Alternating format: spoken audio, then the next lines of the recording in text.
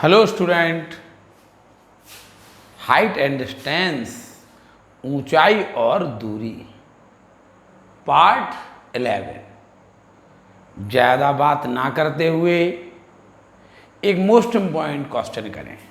हमने बोला ना, अब हम आपको ऐसे क्वेश्चन करवाएंगे, मिक्स होंगे, या आपने एक क्वेश्चन ऐसा होगा जो कि बहुत मिक्स होगा, और एक क्वेश्चन ऐसा होगा जो आपने नहीं किया होगा। इस टाइप का फिगर आपने, चित्र आपने नहीं बनाया होगा। ये बहुत अच्छा क्वेश्चन है। देखिए, आप लोगों ने समतल दर्पण पढ़ा होगा। आप लोगों ने समतल दर्पण फिजिक्स में पढ़ा था। समतल दर्पण में आपने कहा था कि समतल दर्पण के जितनी आगे कोई व्यक्ति खड़ा होगा, उसका प्रतिबिंब दर्पण में उतने ही पीछे बनेगा। अगर हम 2 मीटर की दूरी पर खड़े हैं समतल दर्पण के सामने, तो हमारा प्रतिबिंब 2 मीटर पीछे बनेगा दर्पण से। जो हमारा शांत पानी है ना, शांत पानी, आपको बता दें कि शांत पानी समतल दर्पण का काम करता है। अगर पानी शांत हो तो समतल दर्पण का काम करता है। आप तो पुराने ज़माने में जब दर्पण नहीं होते थे तो ये दर्पण का काम करता था। आप समतल दर्पण में जिस प्रकार से प्रतिबिंब उतनी ही दूरी पर बनता है जितनी दूरी पर वस्तु रखी है, दर्पण से उतने ही अंदर बनेगा। ये आपने पढ़ा होगा। यहाँ देखिए, एक झील की सतह से 60 मीटर ऊंचे एक बिंदु से, आपने देखिए झील है,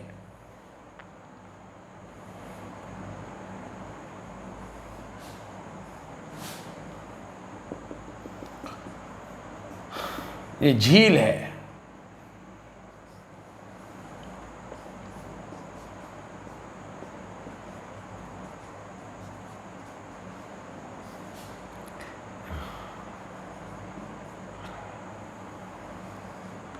झील की सतह से 60 मीटर ऊंचे, 60 मीटर, झील की सतह से 60 मीटर ऊंचे एक बिंदु से बादल का उन्नयन कोण। देखिए, ये बादल है। हमने झील की सतह से 60 मीटर, झील की सतह से, ये झील है, ये इसकी सतह है,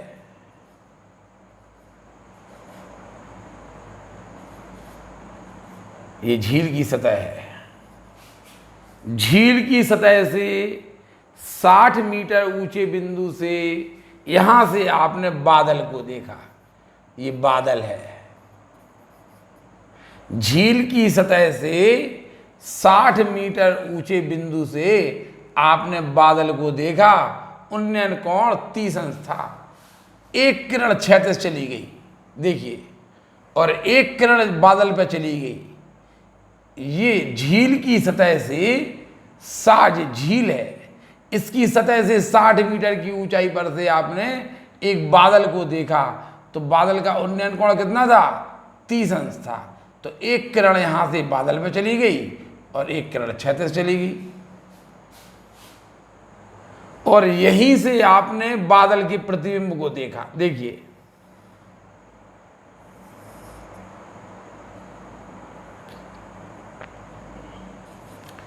ये झील है। अब यहां से ये बादल, देखिए, हमने आपको बताया था कि झील की सतह से जितनी ऊंचाई पर बादल होगा, झील की सतह से जितनी ऊंचाई पर बादल होगा, उसका प्रतिबिंब झील की सतह से उतनी ही गहराई पर बनेगा। ये है, माना झील की सतह से बादल की ऊंचाई, उसने पूछा कि बादल की ऊंचाई ज्ञात कीजिए। हमने मान लिया कि झील की सतह से बादल की ऊंचाई h मीटर है। माना झील की सतह से बादल की ऊंचाई h मीटर है, तो यहां से बादल के प्रतिबिंब की गहराई भी h मीटर होगी। झील की सतह से बादल की ऊंचाई h मीटर है। माना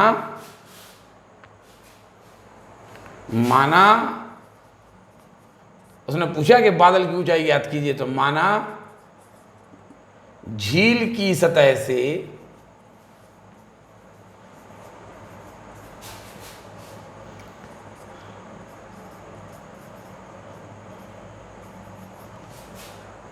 बादल की ऊंचाई, माना झील की सतह से बादल की ऊंचाई आप P बादल मान लीजिए, Q P, ये P है।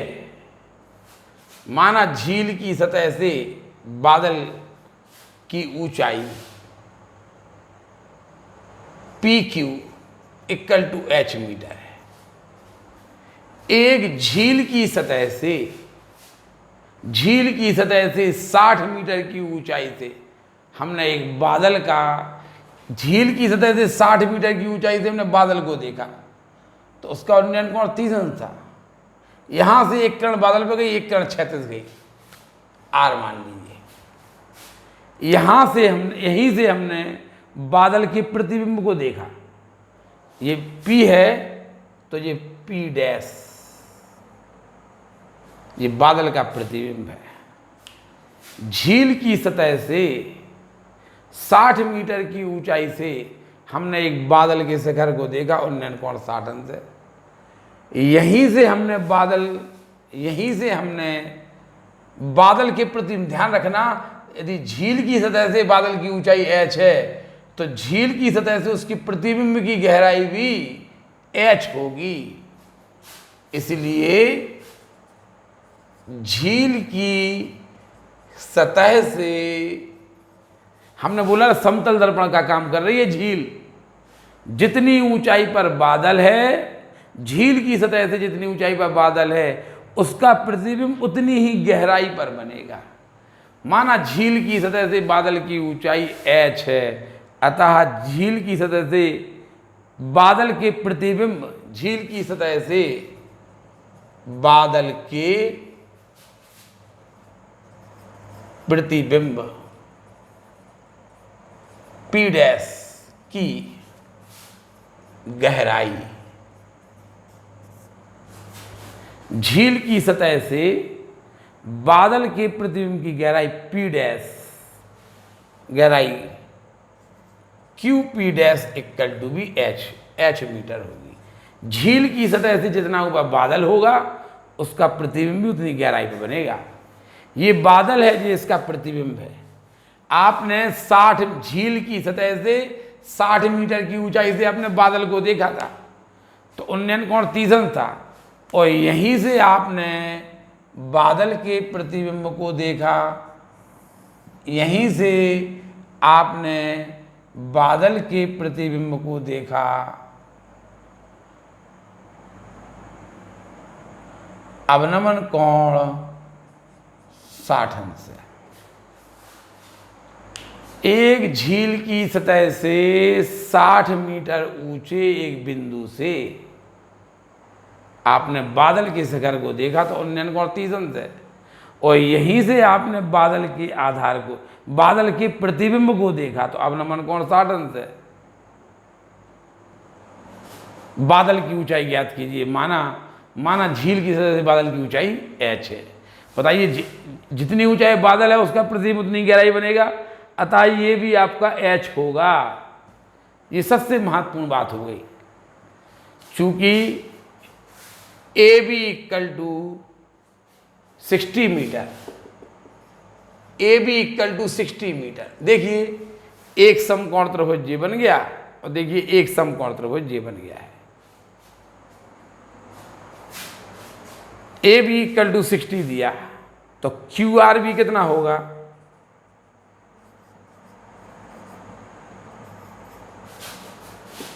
इसलिए क्यू आर इक्वल टू भी 60 मीटर होगा।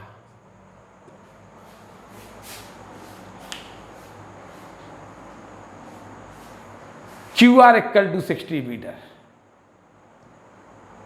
Q R equal to 60 meter होगा। बताइए, ये 60 है, ये एच है, तो ये एच माइनस 60 मीटर हो। इसलिए पी आर इक्वल टू, ये बादल था आपका, ये बादल था, बादल,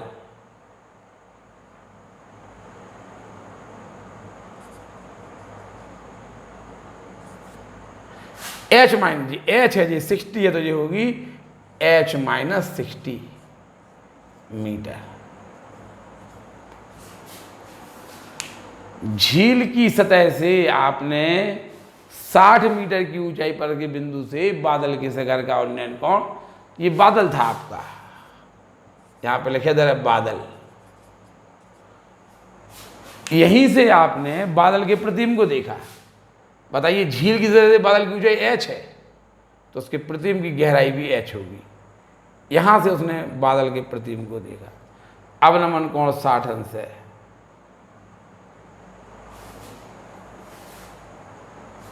ये एच ऊंचाई है, तो ये भी एच ऊंचाई होगी। ये एच है, तो ये भी एच होगी।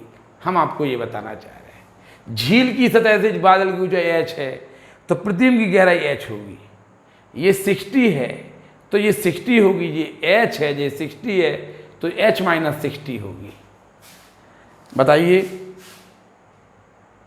ये एच है और ये 60, तो ये एच प्लस 60 होगी, ध्यान रखना। ये एच है इतनी और ये 60 है, तो ये एच प्लस 60 होगी। यहां पर लिखें जा रहे हम।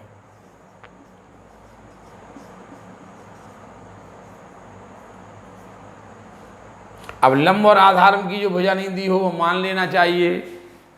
नहीं, पहले ये आप इसको मान ली पी डैश आर, इसलिए पहले निकालो P R. P R equal to कितना आया, H minus 60 meter. P R equal to H minus 60 आ गया। ये एच है, ये 60 है, ये एच माइनस 60 हो गया, और ये एच माइनस 60 हो गया, और ये 60 है और ये एच है, तो ये H plus P dash R, H plus 60 meter, H plus 60 meter है, एच प्लस 60। माना A R equal to X, माना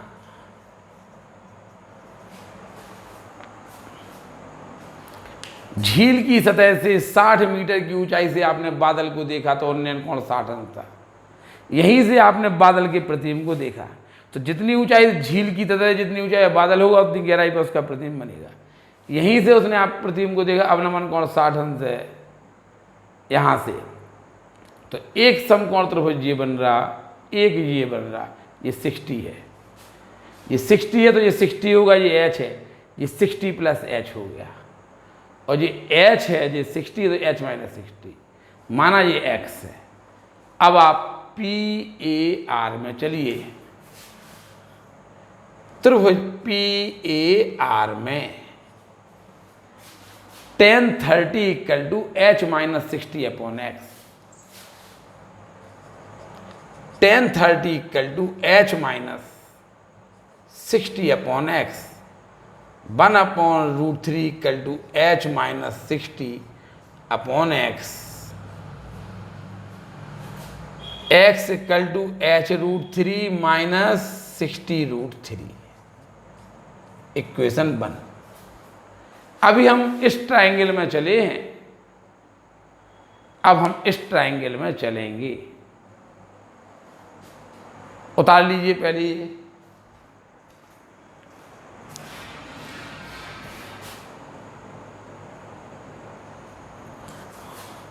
देखिए अभी आपने छोटे, अभी इस समकोण त्रिभुज में चले थे, ठीक, और ये आ गया था, देखिए ये है। अब आप चलिए इसमें त्रिभुज A P dash R, A P dash R, इस ट्रायंगल में चलिए।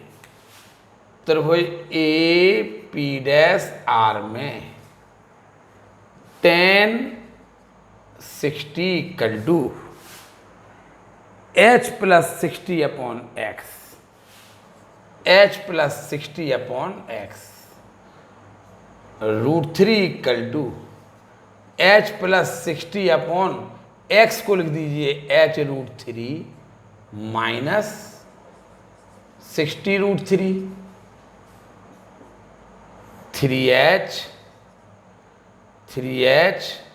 Minus 180, 3h minus 180 equal to h plus 60, जिस तरफ लाइए 2h इक्वल टू 240, ये 2h हो जाएगा, ये सम हो जाएगा, h इक्वल टू 120 मीटर। तो बादल की ऊंचाई आ गई झील की सतह से, इसलिए आप लिख देंगे झील की सतह से बादल की ऊंचाई 120 मीटर है।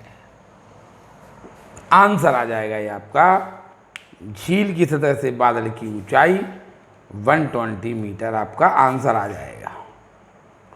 ठीक है, ये सवाल आपका पूरा हो गया। देखिए आप यहाँ पे लिख देना डॉट डॉट करके h इक्वल टू इतना रखने पर, इसमें मल्टीप्लाई करिए 3h माइनस 180 इक्वल टू इतना, 2h equal to 2h equal to आ जाएगा।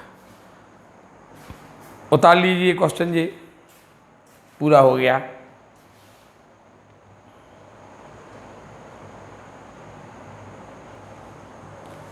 देखिए एक और अच्छा क्वेश्चन, और इसका चित्र अभी तक ऐसा चित्र आपने नहीं बनाया है, ऐसा चित्र आपने नहीं बनाया। देखिए 100 मीटर चौड़ी नदी के मध्य में एक छोटा टापू है। देखिए ये नदी है, 100 मीटर चौड़ी ये नदी है।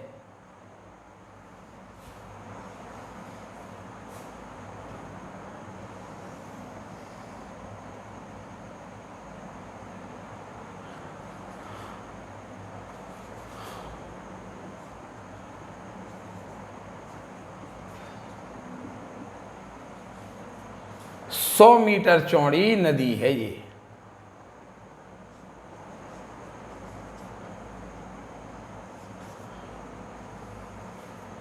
इसके बीच में कहीं, मध्य का मतलब सेंटर नहीं, अगर ये मध्य में होता, बिल्कुल मिडिल पॉइंट होता, तो ये अवनमन कोण आप देखिए, पहले आप पूरा सवाल पढ़िए। 100 मीटर चौड़ी नदी के मध्य में एक छोटा टापू है और इस टापू पर एक लंबा पेड़ खड़ा है। नदी के विपरीत किनारों से, नदी के विपरीत किनारों पर दो बिंदु P और Q हैं। देखिए ये P है और ये Q है। एक P, Q और पेड़ एक रेखा में स्थित है। पेड़ यहां कहीं स्थित है, यहां बिल्कुल ठीक मिडिल पॉइंट में नहीं है पेड़। ये पेड़ हो गया, लो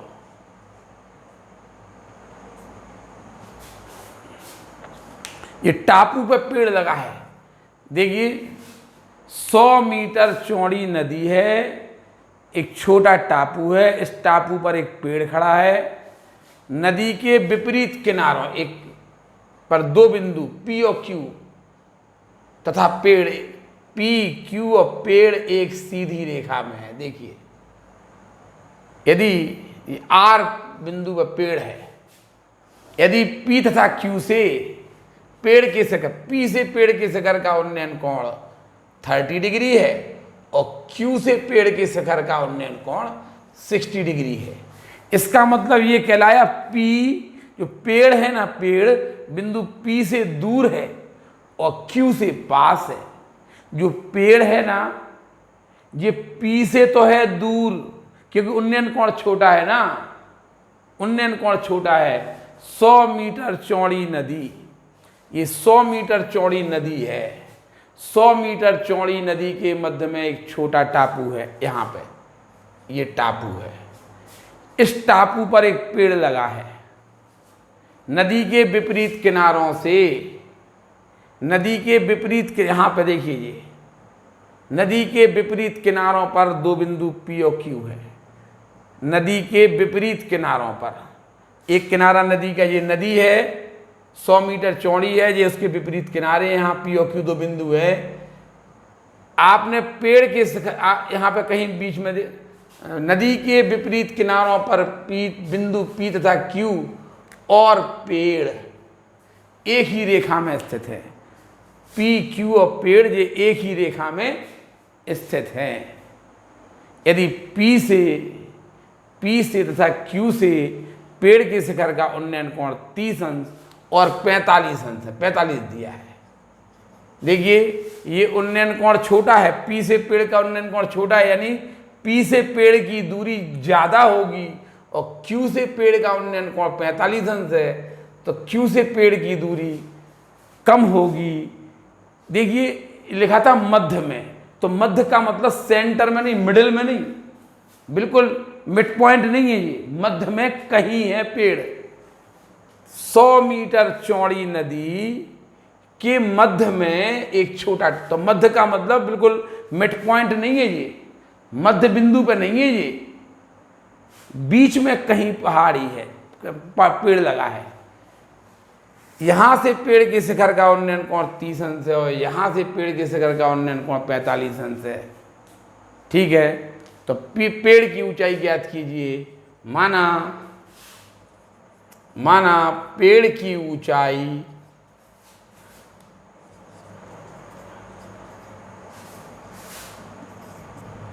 AR equal to H meter है। माना पेड़ की ऊंचाई AR इक्वल टू H है। माना इसे आप X मान लीजिए। माना QR equal to X meter. माना पेड़ की ऊंचाई तो उसने पूछी है, माना QR equal to X meter है। देखिए 100 मीटर चौड़ी नदी है, नदी के किनारों पर P और Q बिंदु है, या P से पेड़ का उन्नयन कोण 30 अंश है और Q से पेड़ के शिखर का उन्नयन कोण 45 अंश है।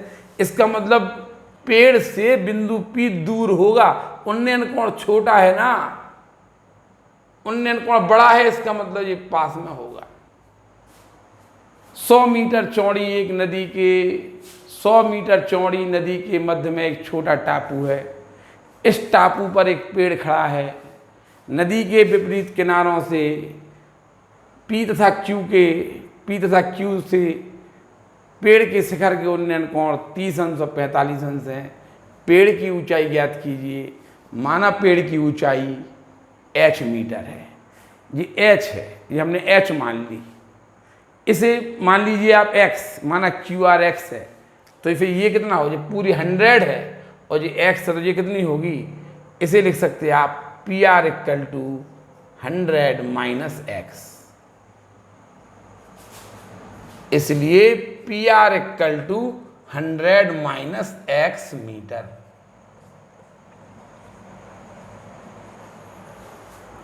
पेड़ की ऊंचाई AR इक्वल टू H है।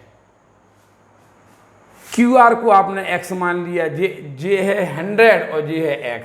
ये पूरा कितना है 100, ये पूरा 100 है इतना नदी की चौड़ाई, ये X है, तो ये कितना होगा 100 माइनस X होगा।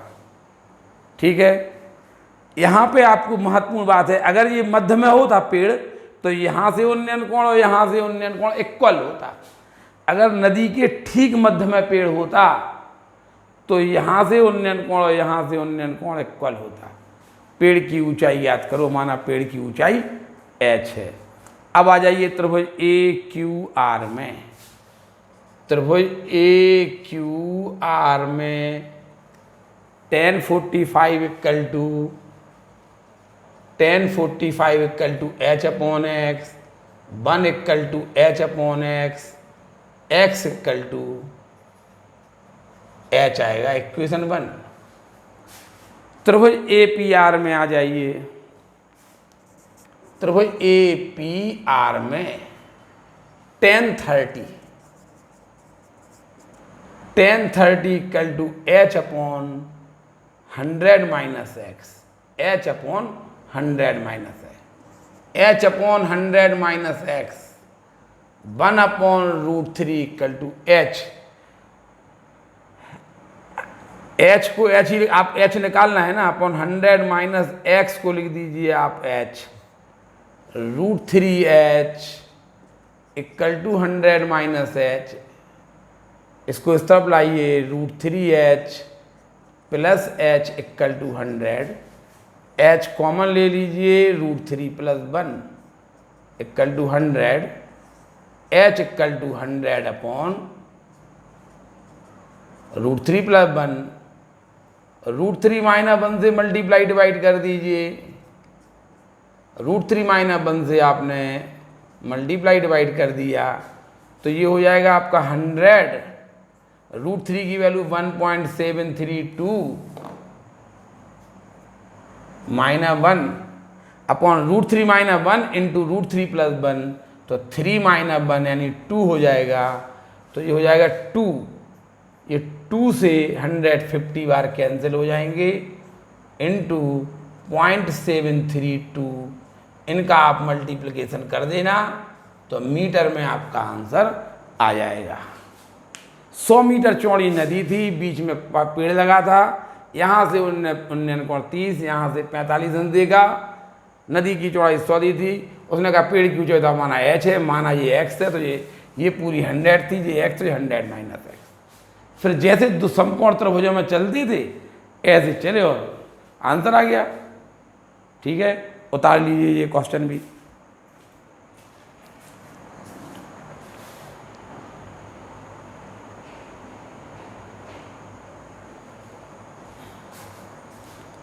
देखिए एक और मोस्ट इम्पॉर्टेंट क्वेश्चन है।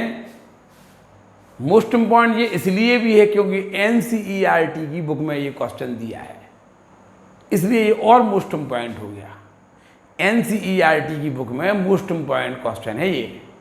ठीक, 1.2 मीटर लंबी लड़की, देखिए यहाँ पर लड़की की ऊंचाई दे दी 1.2 मीटर, 1.2 मीटर लंबी लड़की हवा में उड़ते हुए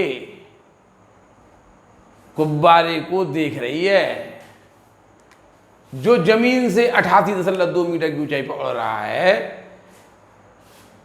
इस लड़की की आंखों में गुब्बारे का उन्नयन कोण 60 अंश है। इस समय लड़की की आंखों में गुब्बारे का उन्नयन कोण, देखिए ये खड़ी है 1.2 मीटर लंबी लड़की, ये 1.2 मीटर लंबी लड़की है।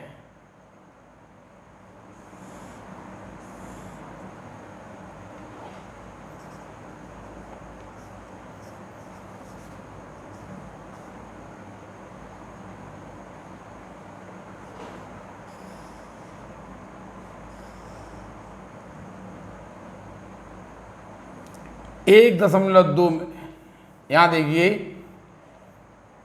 देखिए कुछ ज़्यादा गंदी लड़की बन गई, इसलिए इसको फिर से सही करें। 1.2 मीटर लंबी लड़की, 1.2 मीटर लंबी लड़की है ये, यहाँ पे हम लड़की लिखे दे रहे हैं इसको।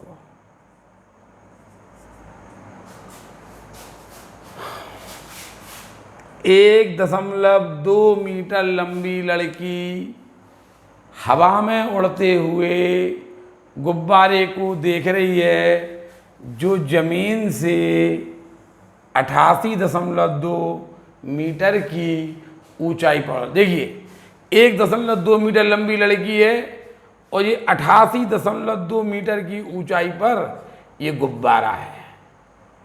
88.2 मीटर की ऊंचाई पर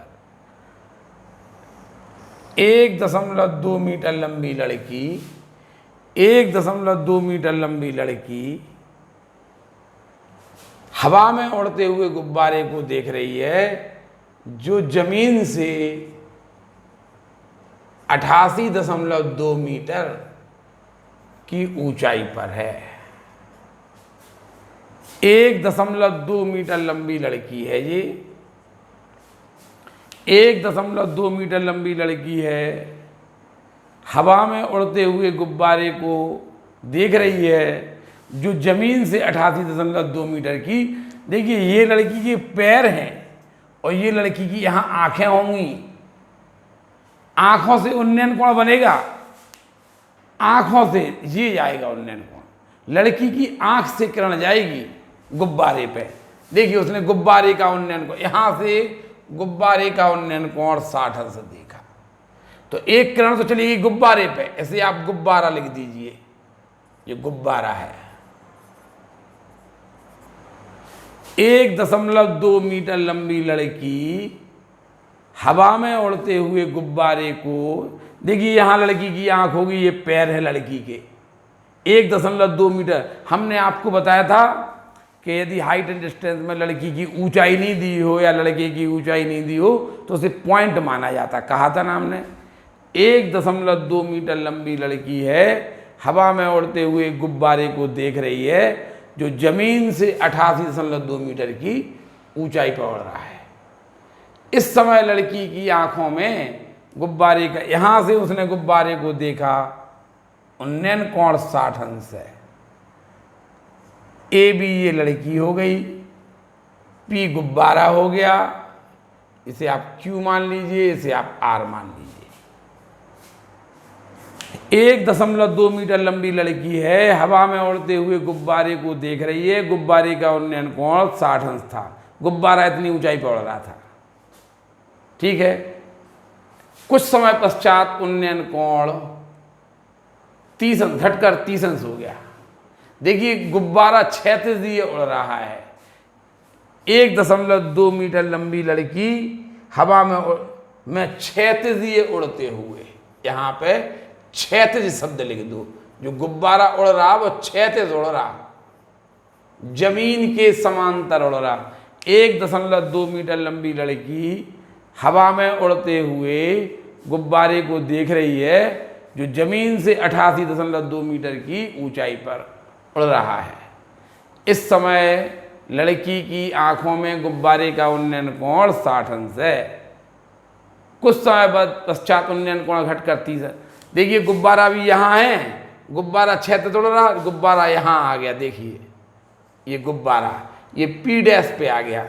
अब लड़की ने गुब्बारे को देखा, अब लड़की ने गुब्बारे को देखा तो उन्नयन कोण घटकर 30 अंश हो गया। देखिए ये उन्नयन कोण, ये गुब्बारा तो क्षैतिज उड़ रहा था, तो गुब्बारे की पृथ्वी तल से ऊंचाई तो 88.2 मीटर ही है, ठीक है।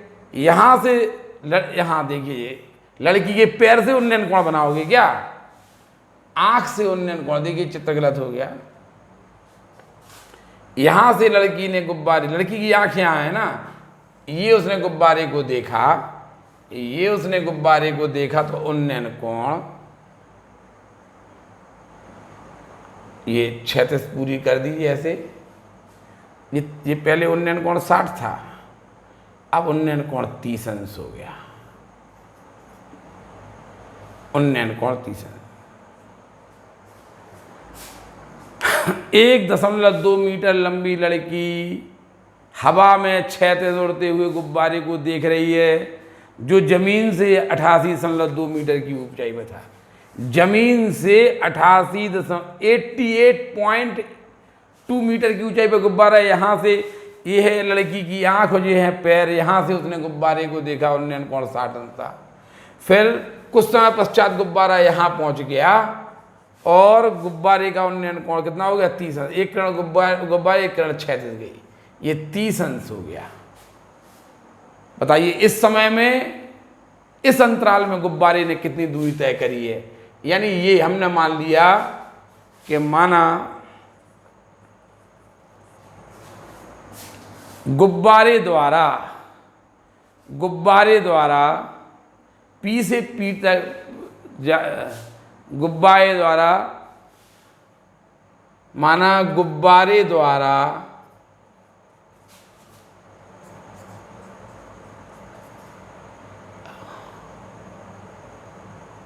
तय की गई दूरी गुब्बारे द्वारा दिए गए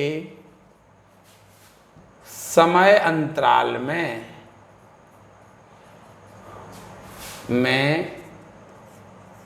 तय की गई दूरी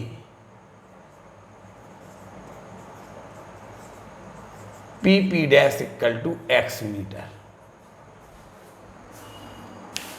PP dash equal to x meter है, इसलिए r, इसे आप r डैश मान लीजिए।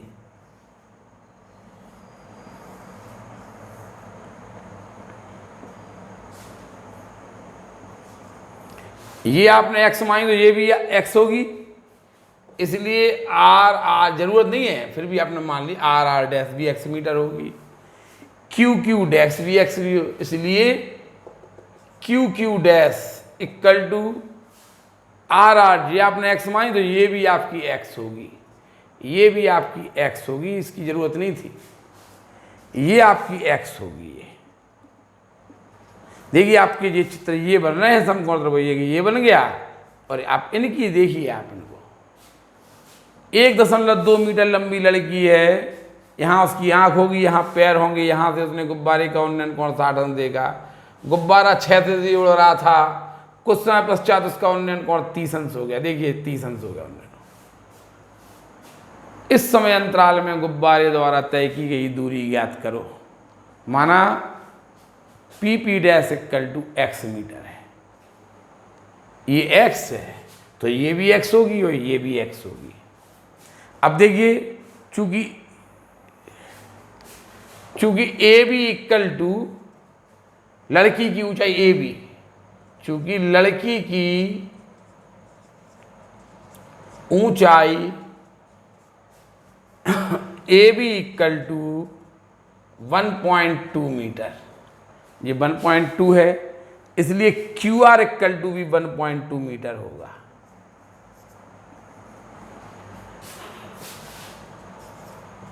QR इक्वल टू 1.2 मीटर, ये 1.2 मीटर है, ये आपको 88.2 दी और ये 1.2 दी, इसलिए PQ इक्वल टू, इसलिए PQ इक्वल टू, देखिए ये 88.2 है और ये 1.2 है, तो ये कितना होगा 88.2 माइनस 1.2 यानी 87 metre. PQ equal to 87 metre आ गई, ये आपकी 87 मीटर है, इसे आप 87 मीटर,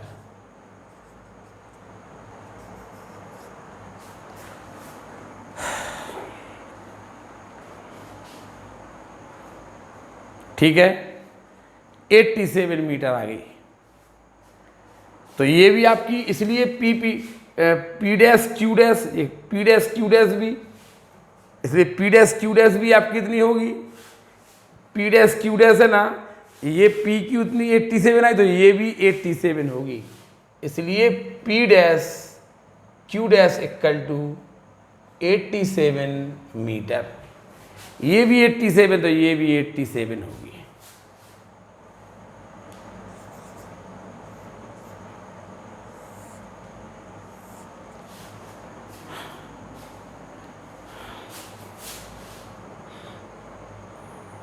ये भी आपकी 87 मीटर होगी। ये पूरी तो है आपकी 88.2 मीटर, गुब्बारा उड़ रहा था जमीन से, और ये होगी आपकी P डैश 87 मीटर, ये 87 माना AQ इक्वल टू Y, ठीक है, इसलिए P डैश हो गया, माना AQ इक्वल टू, माना AQ इक्वल टू है, माना ये आपने Y मान लो,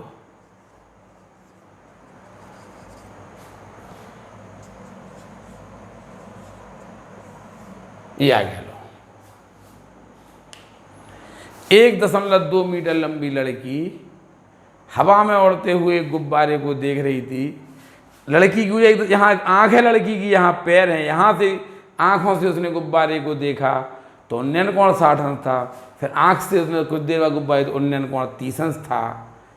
उसने पूछा है ये गुब्बारे की ऊंचाई दी थी, देखिए ये 1.2 है तो यही 1.2, ये 88.2 तो ये 87 निकलेगी, तो ये भी 87 होगी। माना ये x है और माना ये y है, ये हमने x मान लिया। उसने पूछा है ना, x पूछा है उसने कहा है इस अंतराल में गुब्बारा जब उन्नयन कोण 60 से 30 हुआ तो गुब्बारा ने कितनी दूरी तय कर ली, PP dash equal to x। माना गुब्बारे द्वारा दिए गए समय अंतराल में तय की गई दूरी PP dash equal to x है, तो ये भी x हो जाएगा। माना ये y है, ये 1.2 है, ये 88.2 है, इसमें से इसे माइनस कर दीजिए, आ जाएगा आपका। पहले आप इतना उतारिए,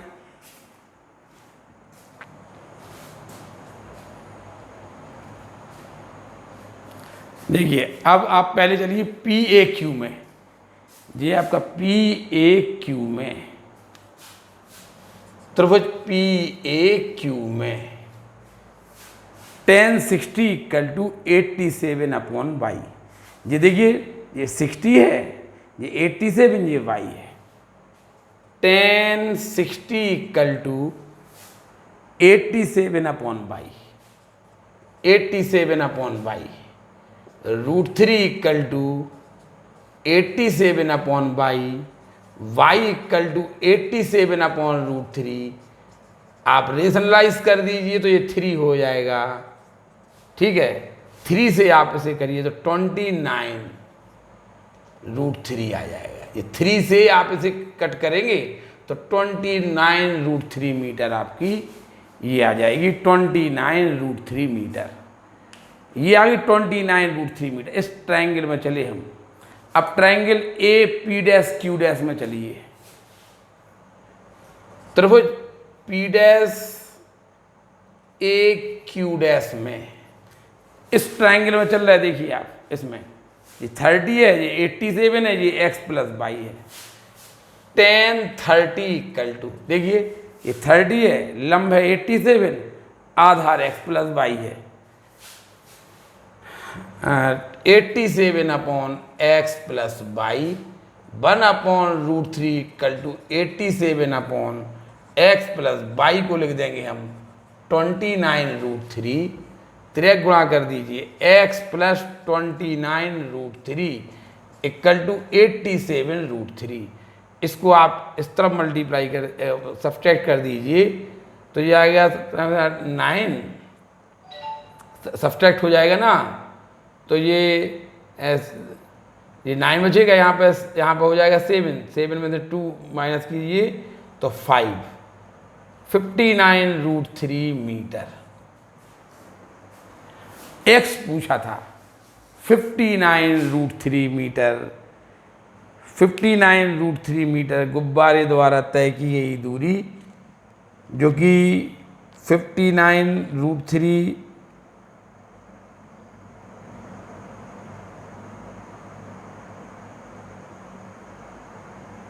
58√3 यार 80 तो आएगा, 58√3 मीटर आ रहा है। 58√3 की वैल्यू होते 1.732 रख देंगे, इतना ही रहने दीजिए आप, इतने ही आंसर निकालना, ठीक है। आप इस ट्रायंगल में चलिए, फिर इस ट्रायंगल में चलिए, करने का तरीका वही है, ज़्यादा कोई परेशानी वाली बात नहीं है। उतार लीजिए, ये पार्ट 11 का लास्ट क्वेश्चन था। पार्ट 11 यहीं पर समाप्त हो जाता है। आप लोगों ने पार्ट 11 अच्छी तरह से सीख लिया होगा। बस यहाँ पे जो सबसे बड़ा महत्वपूर्ण बात है, 1.2 मीटर लंबी लड़की थी, उसने गुब्बारे को देखा तो उन्नयन कोण 60 अंश है, गुब्बारा यहाँ पहुँच गया तो उन्नयन कोण 30 अंश हो गया।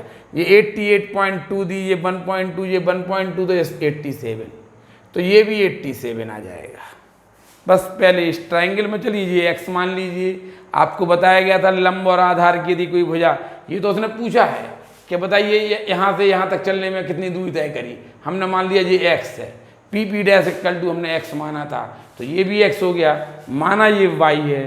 तो पहले इस ट्रायंगल में चलिए tan 60 इक्वल टू 87/y, इससे वाई आ गया।